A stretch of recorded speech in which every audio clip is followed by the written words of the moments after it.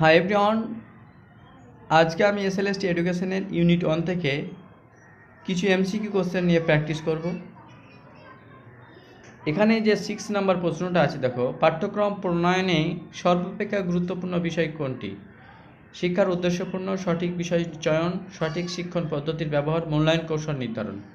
দেখো, সর্বাপেক্ষা যেহেতু বলেছে, সেহেতু এখানে যেটা সর্বাপেক্ষা হচ্ছে পাঠ্যক্রম প্রণয়নে বা রচনার জন্য শিক্ষার উদ্দেশ্য পূরণ, এই বিষয়টা সর্বপ্রথম গুরুত্বপূর্ণ দিতে হবে, এই বিষয়টার ওপর সর্বাধিক গুরুত্ব দিতে হবে।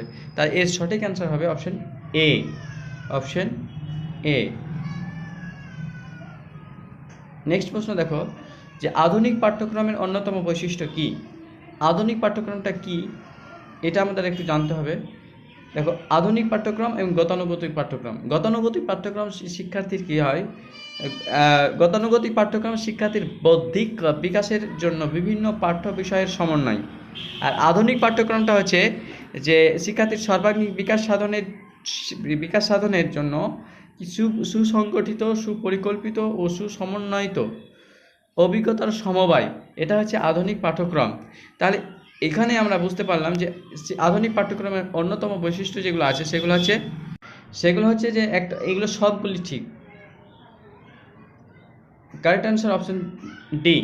শিক্ষার্থীর সার্বিক বিকাশে সহায়তা করবে, পরিবর্তনশীল হবে এবং পূর্ব নির্ধারিত পাঠ্যক্রম থাকবে। তাহলে সবগুলি সঠিক।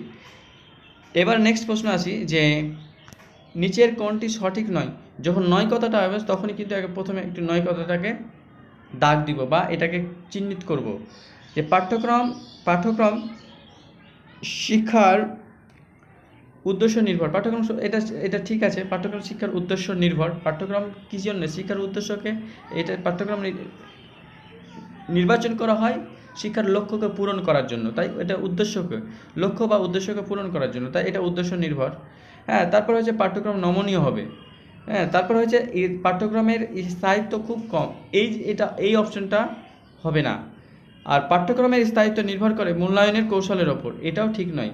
তাহলে এটা ঠিক আছে, পাঠ্যক্রমের স্থায়িত্ব পাঠ্যক্রম মূল্যায়নের উপর নির্ভরশীল। পাঠ্যক্রমের স্থায়িত্বটা কত? পাঠ্যক্রমের শেষে যে মূল্যায়নটা হবে, হ্যাঁ, সারা বছরের যে পরীক্ষার পদ্ধতির পরে যে একটা শিক্ষার্থীদের কতটা ডেভেলপমেন্ট করেছে, সেই মূল্যায়নটার ওপর তার উপর নির্ভর করে পাঠ্যক্রমের স্থায়িত্বটা। তাই এখানে সঠিক যেটা অ্যান্সার হবে অপশন বি, সি। মানে 9 যেহেতু বলেছে, এই তিনটে ঠিক আছে। হ্যাঁ, তিনটে ঠিক আছে, 9 হচ্ছে সি অপশন। নেক্সট প্রশ্ন দেখো, যে পাঠ্যক্রম প্রণয়নের ক্ষেত্রে বিবেচিত হয় রাজনৈতিক দর্শন, এটা হবে না। শিক্ষকের দর্শন, পাঠ্যক্রমের বিবেচনায় শিক্ষকের দর্শন, মনস্তাত্ত্বিক নীতিসমূহ, কমিউনিটির চাহিদা। দেখো, এখানে কমিউনিটির চাহিদা হবে না, শিশুর চাহিদা বা শিক্ষার্থীর আগ্রহের ওপর ডিপেন্ড করে। কিন্তু এটা কার দর্শনের উপর নির্ভরশীল? এটা হবে না। রাজনৈতিক দর্শন, এটা হবে না। এটা শিক্ষকের দর্শনের উপর নির্ভরশীল। শিক্ষক তো বুঝবে যে শিক্ষার্থী কী চাইছে, তাই শিক্ষকের দর্শনের উপর নির্ভরশীল। সঠিক অ্যান্সার হচ্ছে অপশন বি। হ্যাঁ, নেক্সট হচ্ছে পাঠ্যক্রমের বাস্তবিকীকরণে সর্বাধিক গুরুত্ব হলো কি?